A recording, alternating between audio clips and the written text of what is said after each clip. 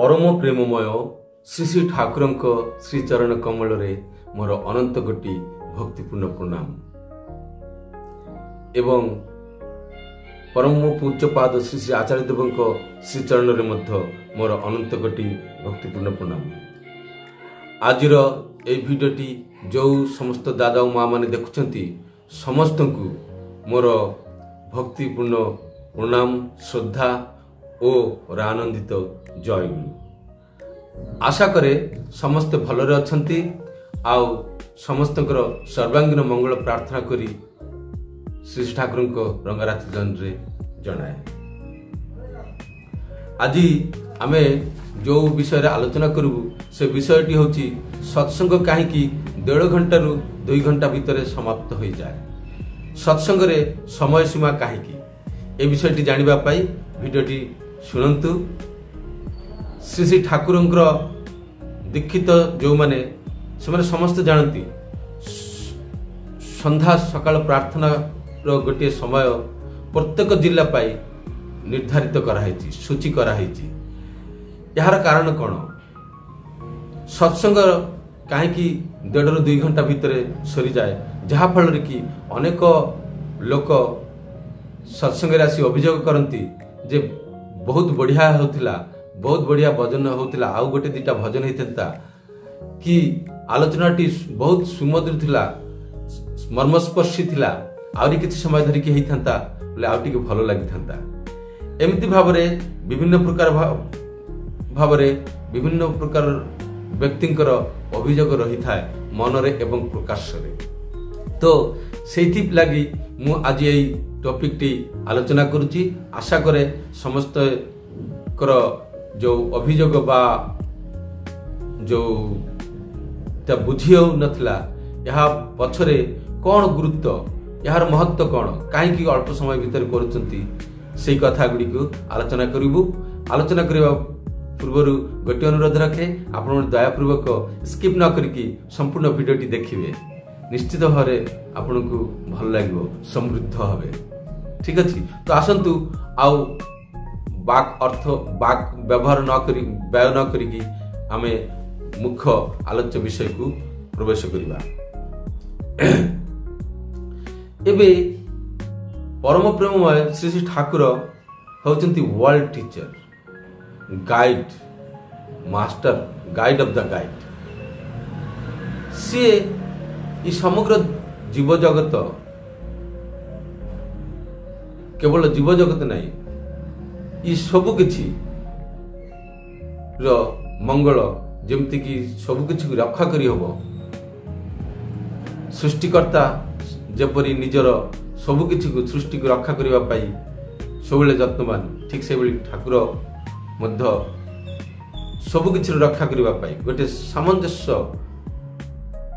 स्थापन करिवा पाई सबले चेष्टा करती।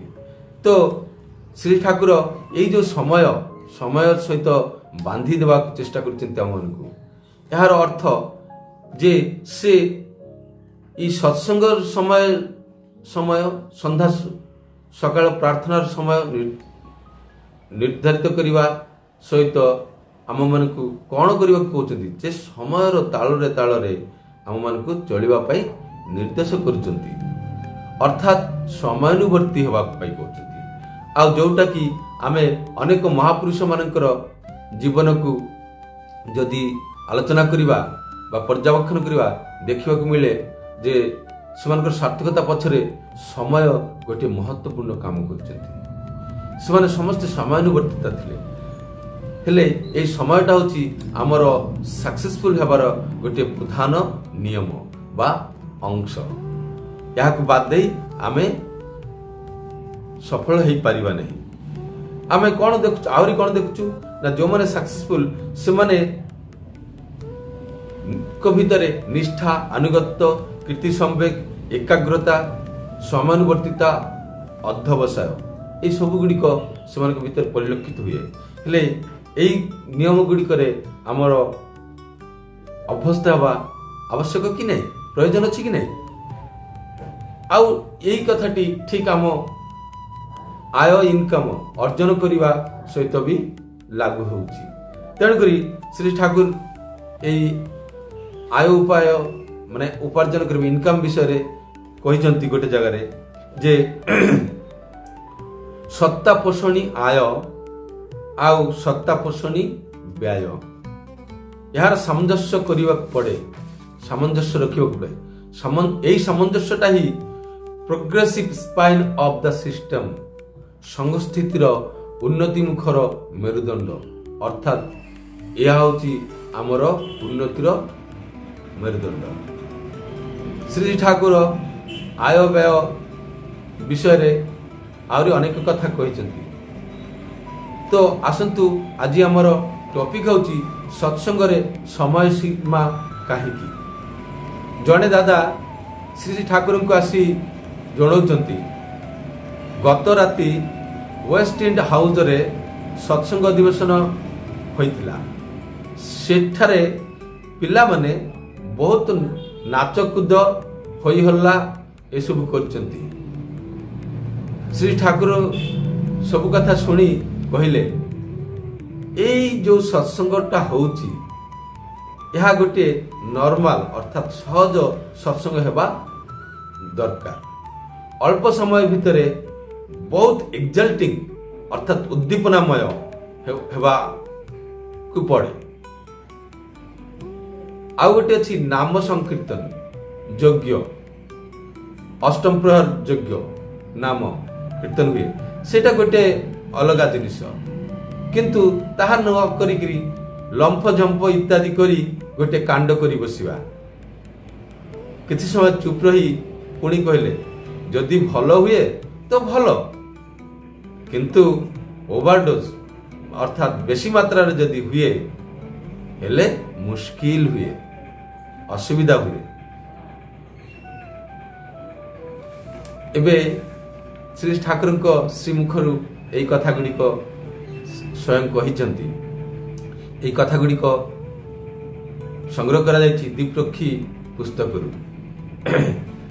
एथर कथा हला कौन नॉर्मल सत्संग अर्थात सहज सत्संग कौन कहवाकू जाई कौन बुझेबाकू चाहते जे सत्संग गुड़िक एमती हेबा दरकार जो थिरे कि जो सत्संगटा को समस्ते उपभोग करिवे समस्ते इंटरेस्टेड हबो गोटे सत्संग कला परे आ गोटे सत्संग केबे हबो या पाई तार मन व्याकुल होथबो आ गोटे सत्संग अटेंड करबा पाई इच्छा जागुथबो नो तो एमती यदि न हुए एमती न होई कि तार जदि उल्टा किछि हुए जो थी कि सत्संग रे रही करी विरक्ति भाव आसीबा किंबा मन अस्थिर हवा एमती जदि भाव हुए हेले कौन हुए से सत्संग भावटा को नष्ट कर दिए। सत्संग अर्थात अस्तित्व को रक्षा सत कथाटी आछि अस धातु अस अर्थ अस्तित्व अस्तित्व को रक्षा ओ उन्नत करिवो तार खुराक पाइबो ताहा न होई कि जदि अधिक हो जाए हेले मुश्किल हो अति लेंबू चिपुड़िले पिता तेणु यही कारण रे परम प्रेममय श्री ठाकुर सत्संग को गोटे निर्धारित समय भीतर करबा पाई निर्देश करिसंती। आशा करछि समस्ते बुझी पारिथिबे जे आमरी मंगल पाई केवल मात्र मते भल लागुची मोर शुणिबारे आनंद लगुच ताहा पाई जे अन्य मानक भल लगुच कि नहीं सेटा मध्य हमको ध्यान रखा पड़ो। तेणुक ठाकुर कथा अच्छी परा अन्य को बंचाए निजे बंचे धर्म बोली धर्म ताहा ही कहे एमती भाव ठाकुर कहते। तो आसतु आज आलोचना एठी समाप्त करुच्ची। तो किए हेले दुख करिवे नहीं सत्संग गोटे दिन होइकरी सत्संग नियमित रेगुलर मेंटेन करी सत्संग हुए जो माने एमती मनरे खुदा रही जाए। गोटे कथा अच्छी जे शास्त्र अच्छी शास्त्र अच्छी जे दिन बेले तमे जति खाई पारच तार 4 भाग रु 3 भाग खाइब बाकी अंश पानी आ राति रे ଯେତିକି ତମେ ଖାଇପାରୁଛ ତାର ଅଧା ଖାଇବା ପାଇଁ ନିୟମ ଅଛି, ଆଉ ବାକି ଅଂଶ ପାଣି ଦେଇକି ଭର୍ତ୍ତି କରିବାର ଅଛି। ହେଲେ ମୁଁ ଏଇ କଥା ଭିତରେ ଗୋଟିଏ ଜିନିଷ ବୁଝେ ଯେ ଯେତିକି ମୁଁ ଶୁଣିପାରେ, ଯେତିକି ମୋର ଉତ୍ସାହ ଅଛି, ଏନର୍ଜି ଅଛି, ସତ୍ସଙ୍ଗରେ ଯେତେବେଳେ ଆମେ ଯାଉ ସେତେବେଳେ ସତ୍ସଙ୍ଗଟାକୁ ଫୁଲ ଏନର୍ଜି ସହିତ ଶୁଣିବା। ଯେତିକି ଆମେ ଶୁଣିଲୁ ସେତିକିକୁ ଆମ ମନ ଭିତରେ ଗୁନ୍ଥି ଦେବା, ଯାହା କିଛି ଆମେ ଶୁଣୁଛୁ, ଏବଂ ସତ୍ସଙ୍ଗ ସରିଲା ପରେ ତାହାକୁ ଆମେ ଆମ ଜୀବନରେ ଆପ୍ଲାଏ କରିବା, ଅର୍ଥାତ୍ ପାଣି ପିଇବା। ଯେତିକି ଆମେ ଖାଇଲୁ ବାକି ଅଂଶକୁ ପାଣି ସହିତ ମିଳେଇଦେବା। ପାଣି କ'ଣ କରେ? ଆମର ଶରୀର ସମ୍ପୂର୍ଣ୍ଣ, ମାନେ ପାଣି ଯଦି ସମାନ ଆମେ ଠିକ ଭାବରେ ବ୍ୟବହାର କରୁଛୁ, ହେଲେ କ'ଣ ଆମ ପୁରା ସମ୍ପୂର୍ଣ୍ଣ ଶରୀରଟାକୁ ସେ ସୁସ୍ଥ ରଖୁଛି। ତ ନାମ ଧ୍ୟାନ ଓ କର୍ମ ଦ୍ୱାରା, ନାମ ଧ୍ୟାନ ପରାୟଣ ଆଉ ଚଳନ ଦ୍ୱାରା ଆମର ବାକି ଏନର୍ଜିଟାକୁ ୟୁଜ କରିବା ସେଇ କାମରେ। ତ ଯେତେବେଳେ ଯେତିକି ମିଳୁଛି ସେତିକି ଆମେ ଗ୍ରହଣ କରିବା, ଆଉ ବାକି ଅଂଶଟାକୁ ନାମ ଧ୍ୟାନ ଏବଂ ଚଳନ ଚରିତ୍ର ଦ୍ୱାରା ଆମେ ପରିପୂର୍ଣ୍ଣ କରିବା। ହେଲେ କ'ଣ ହବ? ସତ୍ସଙ୍ଗର ଲାଭ ଆମ୍ଭମାନଙ୍କୁ ମିଳିବ। ସତ୍ସଙ୍ଗ କରିବାର ଯୋଉ ସତ୍ସଙ୍ଗରେ ଯୋଉ ଅମୃତ ମିଳେ, ପ୍ରସାଦ ମିଳେ, ତାହା ସାର୍ଥକ ହବ, ନୁହଁ କି? ସତ୍ସଙ୍ଗ ଏମିତି ଗୋଟେ ଜିନିଷ, ଏମିତି ଗୋଟେ ବିଷୟ, ଏମିତି ଗୋଟେ କ୍ଷେତ୍ର, ଏମିତି ଗୋଟେ ସ୍ଥାନ ଯୋଉଠି ସେ ସତ୍ସଙ୍ଗର ଗୋଟିଏ କଥା ମଧ୍ୟ କାହା ଜୀବନର ଦିଗକୁ ବଦଳାଇ ଦେଇପାରେ, ତାର ସମ୍ପୂର୍ଣ୍ଣ ଜୀବନକୁ ବଦଳାଇ ଦେଇପାରନ୍ତି। ଆଉ ଯଦି ସତ୍ସଙ୍ଗ ସେଇଭଳି ନ ହୁଏ, ହେଲେ କୋଟି ଜନ୍ମ ସତ୍ସଙ୍ଗ କଲେ ମଧ୍ୟ ଆମର ବିଶେଷ ଲାଭ ହବ ବୋଲିକି ଆଶା କରାଯାଏ। ତ ଏହା ସହିତ ଆଜିର ଏହି ଟପିକର ଭିଡ଼ିଓଟି ସମାପ୍ତ କରୁଛି।